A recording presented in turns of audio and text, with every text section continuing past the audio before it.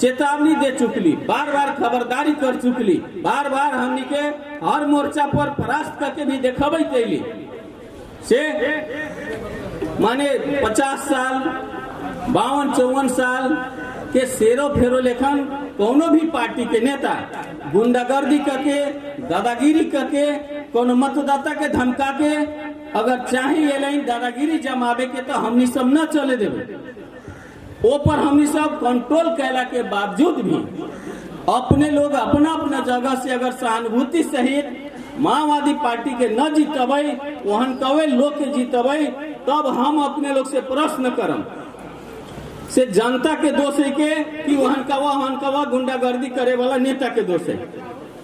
यदि गुंडागर्दी करके अपने लोग के परास्त कर रहा है तो गुंडा के दोष है, वहन कवा फटा सब के दोष है। यदि अपने लोग के मत देवे के अधिकार सुनिश्चित हमनी सब कर रहा छे, मत से अगर हमनी सब के न जीता रहा छी तो जनता के दोष है। ये से हम ही कहे के चाहम ये लाइन बहुत ऐसा नेता सब अपने आप के गांव के ठेकेदार बुझल है, अपने आप के गांव के राजा महाराजा बुझल है, लेकिन हम अपने लोग से ये कहम अपने लोग होशियार बने जाओ, अपने लोग अपना अपना जगह से तटस्थ बने जाओ, आगाड़ी बढ़े जाओ। ये देश के राजा कहावे वाला जोना के 250 वर्ष से 13 पुस्ता ये देश में राजगद्दी पर बैठे रहे, वहन कवा राजा के तो ये देश के जनता राजगद्दी पर से उठा के नागार्जुन के जंगल में फाल ले लेके नरकटिया में न कोनो राजा बने के औकात के कोनो है, न राजा बन सकले। ऐसे वहन कवा नकली बादशाह सबसे अपने लोग डराए के काम न करूं। वहन कवा बादशाह सबके वहन कवा नकली राजा सब यदि अपने लोग के जनता के दुख दे रहा है तो हमने एक जना के ईंट के जवाब पत्थर से देवेला हमनी सब तैयार बाड़ी अपने लोग के लिए। ऐसे वो धांधली उ दादागिरी उ नकली तानाशाही व्यवस्था के विरुद्ध में अपने लोग अपना अपना जगह से खड़ा हो जाओ। अरुण जायसवाल जगदीश प्रसाद पटेल जी लोग के ओरी पोरी केंद्रित हो जाओ, अपने लोग केंद्रित हो और अपने लोग से भी हम अनुरोध करम यदि जनता कोनो प्रॉब्लम में है, जनता पर कोनो अन्याय हो रहा है तो अपने लोग मुड़ में तेल लगा के नकली बीमार बनने की कोशिश न करो।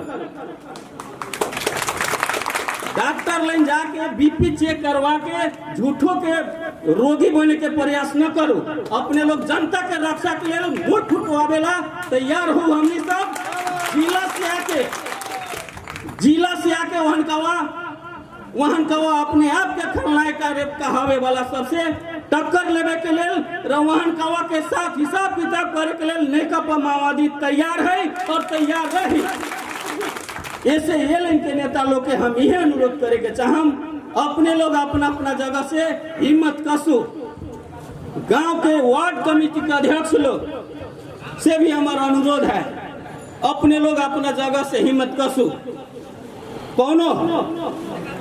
कोनो प्रशासन में दलाली करके यहाँ नेतागिरी करते होते, हमने युद्ध लड़के हमने खून बहा के हमने राजनीति करके आये एगो शक्ति सब छे। दलाल के औकात दलाली तक रहा लेके नरकटिया में कोनो अपने आप के नेता कहाई होते ओकर बेसी से बेसी औकात प्रशासन के एकाध व्यक्ति के दलाली से ज्यादा बड़का औकात न है के। हम नाम न कह के अपने आप के हम अपन इज्जत के मने अथी न करे के चाह रहे छे। ऐसे वहन कवा दलाल लोग सबसे अपने लोग के भयभीत होने के कोनो जरूरी नहीं। अपने सब के उसे हम अनुरोध करम, अरुण जायसवाल जी से अनुरोध करम, जगदीश पटेल जी से हम अनुरोध करम, रामचंद्र जी से हम अनुरोध करम, मोहम्मद सजीम जी से अनुरोध करम, सुधल मुखिया जी से अनुरोध करम, राजधारी शाह जी से अनुरोध करम, अमिंदर यादव से अनुरोध करम और जितेंद्र पटेल जी से अनुरोध करम। अपने सभी वार्ड के नेता सब अपना अपना पर जगह पर तटस्थ हो जाओ। परोहा के जनता की परिवर्तन देखे के चाहले है, तटस्थ हो जाओ और नकली अपने आप के दादा कहावे वाला सब के विरुद्ध में अपने लोग लड़े के लिए तैयारी रहूं। महेंद्र शाह जी से कहम अपने सब के हुआ अपना अपना जगह से तटस्थ रह जाओ। नकली अपना के दादा कहावे वाला और दादागिरी चलाए वाला लोग सबसे हमने संघर्ष करे के लिए तैयार छी। जरूरत पड़ी एक हिसाब लेवे के लिए तैयार छी। अपने लोग अपन वोट ठीक जगह पर देवे के लिए तैयार रहो। न चलते न कटिया में केकरो दादागिरी, कौनों के दादागिरी न चलते। ये क्षेत्र नंबर 2 में विगत में थोड़ा माओवादी पार्टी में भद्रगोल भेला के चलते अपने लोग लेने आवे के जाए के भेंट घाट कार्यक्रम करे में थोड़ा कमी भेले। ओकर दोस्त अशोक जायसवाल भी लेते, लेकिन माओवादी पार्टी जे बेईमानी कले गलत कैले रहे ओकर परिणाम मिलले के क्षेत्र में। न तो क्षेत्र के जनता नेपाली कांग्रेस के गढ़ के 74 साल में ही सांसद के चुनाव में भटका देवे वाला रहे। ऐसे अपने सब के उसे हम अनुरोध कर भरखर के घटना काल हम देख ली। मैंने 4-5 दिन पहले नरकटिया में जौन ढंग से एगो पीड़ित एगो सामान्य कूटपीट में जौन राजनीतिक आवरण हो रहा है, जे एगो कहार के परिवार के पीटे के काम मिले अपने सब केहू जान ले छी गलत भेल है। वहां घटना न होए के चाहिए, राजनीतिक आवरण में वहां घटना न होए के चाहिए। अपने सब केहू से हमार यही अनुरोध बा से हमनी सब अपना अपना जगह से आगाड़ी बढ़ो। एक हिसाब करे के लिए माओवादी पार्टी तैयार बाटे, अपने लोग के साथ रहे। और नेता लोग के हम रिक्वेस्ट कैली जनता के साथ अगर कोनो समस्या हो रहा है तो संबंधित वार्ड के नेता वाले नगाड़ी आओ। अगर कोनो नेता अगर देह छिपा के अपने राजनीति करे छी तो नेता के बारे में हमनी पुनर्विचार करेला बात हो जाए। अगाड़ी अब जाओ, जिला पार्टी अपने लोग के साथ बा, हमनी साथ छी तो नेपाल कम्युनिस्ट पार्टी माओवादी केंद्र के केंद्र समिति साथ है और वही पार्टी के केंद्रीय अध्यक्ष कमरेड प्रचंड भी अपने लोग के साथ है। ये हिसाब से अपने हमनी सबके बुझ के आगाड़ी बढ़ना जरूरी बा। अपने हमनी एक दुबारो विषय ध्यान दें, ये लाइन नया ढंग से भरम फिजाबे के काम सब हो रहा है। नया भरम सब फिजाबे के काम सब हो रहा है। अपने सब वो भरम में न पड़े जाए। हमनी सब होमवर्क में छी।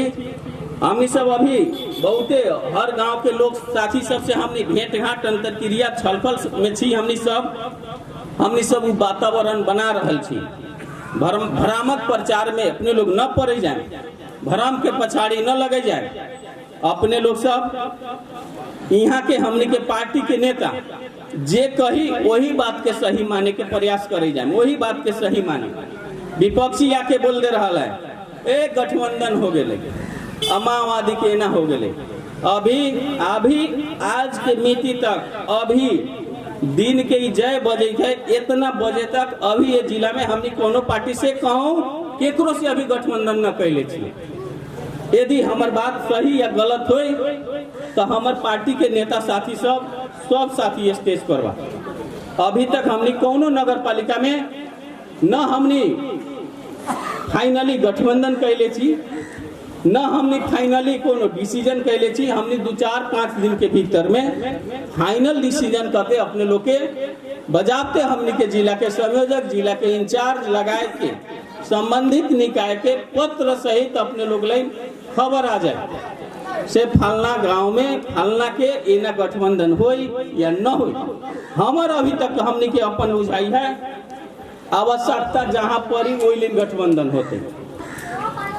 कुछ ऐसा पार्टी के नेता है जौन दूसरा के संगठन के निष्क्रिय बनावे के लेल, भ्रमित करे के लेल यहाँ माओवादी कितनो मेहनत करे थे लेकिन टिकट फलना पार्टी के मिलते, वो सब भ्रामक प्रचार से है। कुछ ऐसा नेता है, कुछ ऐसा पार्टी है ओकरा संगठने न है, ओकरा पॉकेट में खाली मेयर के टिकट है। वो केना करो, केनू जाके एगो बम पटका दे, केनू जाके कुछ कर दे। ऐसे हम अपने सब के उसे चाहे ये क्षेत्र के या ये जिला भर के कोनो भी नगर पालिका के चुनाव के स्थानीय निकाय के चुनाव के गठबंधन के क्लियर हमने विजन अभी न बनैले छी। जरूरत पड़ते तेना विजन बनते, उस सब विषय अपने लोग ले मालूम हो। परोहा नगर पालिका हमनी सब माओवादी केंद्र अपन पार्टी अपना ढंग से तैयारी करो और माओवादी केंद्र अपने लोग विजयी अभियान के दिशा में आगाड़ी बढ़ू से हमनी के सलाह है और हमनी सब वही निर्णय के पक्ष में छी। ऐसे हम संपूर्ण कॉमरेड साथी लोग के, संपूर्ण आदरणीय न्याय प्रेमी जन समुदाय लोग के ये अनुरोध करे के चाहम से माओवादी केंद्र के अगर अमकी बेर के चुनाव में हमनी सब न व्यक्ति करे छी, साथ दे छी, तो ये नगर पालिका में ये क्षेत्र में तेका विगत के तुलना में कुछ और राजनीतिक घटना सब और बढ़ सकल। यहाँ तो इतना घटिया सत्ता साझेदार है कर नेपाली कांग्रेस हमनी के ये आलोचना न करे के चाही, लेकिन वास्तविकता कही के पड़ल नीचता के पराकाष्ठा नाक रहा है नेपाली कांग्रेस।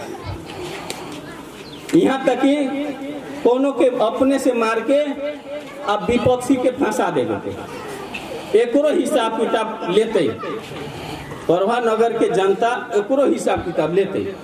अपने सबके उसे हमारा अनुरोध ये बा, एक बेर अपने लोग भयभीत होए तो जिंदगी भर अपने के पीछा करते रही, जिंदगी भर सतावत रही। एक बेर प्रतिवाद करम तो जिंदगी भर के लिए अपने से भागत रही। ऐसे हमार तमाम परवा नगर वासी से एक कार्यक्रम में उपस्थित तमाम न्याय प्रेमी जन समुदाय लोग से हमारा अनुरोध ही है बा, अपने लोग साक्षी बारी, अपने सभी लोग साक्षी बारी। माओवादी केंद्र के तरफ से जौनी बेर हम सांसद रही तो उन्हीं बेर ये क्षेत्र में हम विकास कैले रही कि न रही, ये गांव में विकास के हम एगो दिशा देले रही कि न देले रही। अशोक जायसवाल अपने के नरकटिया में विकास कैले रहे कि न कैले रहे, रामपुर खाप में विकास कैले रहे कि न कैले रहे, नमनागरा में कैले रहे कि न कैले रहे, भेड़ियाही में कैले रहे कि न कैले रहे, राजपुर में कैले रहे कि न कैले रहे, रामपुर खाप भीउड़ा जो कहा ये सब तर विकास कैले रहे कि न कैले रहे, अपने सब केहू के मालूम है। तो एगो नेता निमन हो खले तो उ देश निमन होए लागल, समाज निमन होए लागल, क्षेत्र निमन होए लागल। अपने सब केहू जाने छी ये क्षेत्र में एकेगो फैमिली नेपाली कांग्रेस के एकेगो फैमिली 15 साल से सांसद में जीती थी। ये 78 साल चल रहा है, 2078 साल, 78 में से 15 घटा दें तो 63 वर्ष हो गए। 63 साल से एकेगो परिवार देश पर शासन करे थे, एगो परिवार 63 साल से। तो जौन घर और जौन पार्टी 63 वर्ष में कुछो न करे सकले क्षेत्र के, अब कथी करते बोले तो जब अगर अपने लोग लेने आवे तो अपने लोग प्रश्न तो कर सके छी से अपने 63 वर्ष में कुछो न कैली तो अब कथी करम, प्रश्न करे के अधिकार है कि ना अपने लोग के बोलू तो अपने लोग कर सके छी प्रश्न। ऐसे हम ही कहम 63 वर्ष एगो पार्टी के देख लेली, अब एक आध बार माओवादी के देखो, माओवादी के देखो वो तो नकली ये माले बन गए है। हमनी के पूर्व मित्र प्रभु सा नकली ये माले है, केनु बोले माओवादी बोल देते रहे, कारण जो नकली ये माले है वो तो ओकरा ब्लड में माओवादी है के, लेकिन मंत्री न देले पार्टी तो खीस के मारे ए माले हो गए न कहले खीस से अपने मानू मर्द खीस से कुछ बन जाए तो बन न जाए, गुण तो अपने के पहले के गुण रहे। तो प्रभु साह के खून में माओवादी रहे, वो खीस के मारे ये माले बन गए। तो हमने ये माले बन गए, ओकरा बाद से ओके ये माले जोड़ी गए, ओसे पहले से तो माओवादी रहे, ओकरा खून में माओवादी रहे, ओकरा पहचान में माओवादी रहे। माओवादी के चलते प्रभु शाह नेता बनल रहे। हम ही कहे के चाहली वो माओवादी रहे तब तक वो अपन क्षेत्र में जौन एगो विकास के कंसेप्ट दिले, वो प्रभु शाह के देन न रहे, माओवादी के देन रहे। अपने लोग के हम ही कहे के चाहली जे अपने लोग ने एगो भ्रम जौन अबैत रहले से प्रभु शाह विकास कले, वो क्षेत्र प्रभु शाह बनल, वो बात गलत बात है। वो माओवादी के देन रहे, माओवादी के देन रहे से ओहन बनले। अब ये माले भेले अब बना के देखाबो से हम चुनौती देवे के चाहे छी प्रभु साके हम चुनौती देवे के चाहे छी। माओवादी रहले जितना विकास करले अब ये माले बनल है अब विकास करके देखाबो ओकरा बाद में हम कहबे व्यक्ति उगत विकास कैले है। ऐसे अपने लोग से हम ये कहे के चाहम माओवादी पार्टी लाइन एगो विजन है के एगो कॉन्सेप्ट है के माओवादी के मेयर बनबै हमनी के पार्टी के मेयर उप मेयर जीतबै ये सब वार्ड के जीतबै तो ये माओवादी के कॉन्सेप्ट देवे 5 वर्ष ला 4 वर्ष ला हम सांसद बने रही तो ये क्षेत्र में जो विकास के लहर ले रही वो अशोक जायसवाल के लहर न रही वो माओवादी के विजन रहे वो माओवादी के कॉन्सेप्ट रहे। हमें एक ले बात पर जोर दे रहा छी माओवादी पार्टी दुख करके संघर्ष करके ये देश और जनता के लिए बलिदान करके आयल पार्टी है। वो चाह रही देश के जनता के अधिकार मिले ये देश के जनता के अधिकार मिलो कि देश के जनता विकसित हो। ऐसे अपने संपूर्ण नरकटियावासी और कार्यक्रम उपस्थित सभी के उसे हमारा अनुरोध बा एलिन चाहे जगदीश जी होए चाहे अरुण जी होए चाहे सुधल मुखिया जी होए चाहे अमिंदर यादव जी होए चाहे जौन हमनी के कॉमरेड लोग होए जिनकारा अपने लोग जितबै छी उनकर विकास में माओवादी रहे। बहुहरवा के मुखिया जी राजपुर नगर पालिका में एगो वार्ड हमनी के जीते पहली इस पहल का चुनाव में अपने संपूर्ण नरकटियावासी से हम कहम जाऊ संपूर्ण परवासी से कहम जाऊ अपने लोग राजपुर में और वो पता लगाओ सब वार्ड के हालत और बहुहरवा के हालत की है तो सब वार्ड वाला कही बहुहरवा में विकास बेसी भेल है तो बजट उतने मिलल सब वार्ड में तो बहुहरवा के विकास के ना बेसी हो गए तो बहुहरवा के विकास एक लेल भेल कि वहाँ के मुखिया शेख अमीरुल्लाह माओवादी है के उनकर माओवादी है कि उनकर नियत माओवादी है उनकर चाहना माओवादी है उनकर सोच माओवादी है। ऐसे उन्हें जनता के सेवा होए वाला काम करे कांग्रेस रहते तो माओवादी न रहते कांग्रेस रहते ओकर नेता सिखैले ओके खूब कहिए दारू पिए ठगी है घूस ली है जनता के ठगी एहन कवा सिखैले होती तो ओहने करते माओवादी सिखैले तू जनता के सेवा करिए जनता के हेल्प करिए।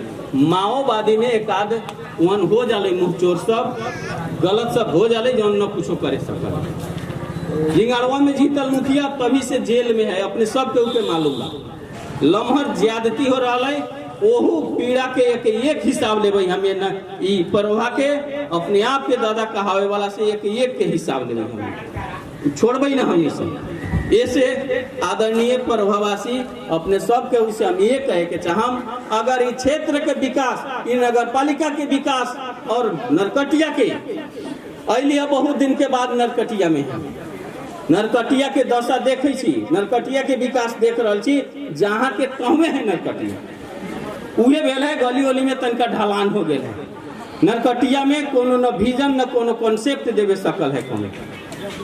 ऐसे जे लोग एलिन शासन चलैली है 5 वर्ष उ लोग नैतिक हिसाब से एक बेर छोड़ दू दूसरा पार्टी के से दोसर पार्टी कह के देखा रहा है कि ना अगर माओवादी भी 5 वर्ष में न कह के दिखाएं नरकटिया के निमन नरकटिया न बना के दिखाएं परवा के निमन परवा न बना के दिखाएं तो अगला 5 वर्ष के बाद में ये बात अपने लोग लेन कहे हमनी ना ये हमनी के वादा बा। ऐसे अपने सब के उसे हमारा अनुरोध अब ये बा ई क्षेत्र के ई नगर के ई गांव के विकास करावे के और निमन ढंग से गाड़ी बढ़ावे ला चाहले छी तो एक बेर अपने सब के जोड़ तोड़ के साथ माओवादी अभियान में माओवादी के जिताऊ अभियान में शामिल हो जाओ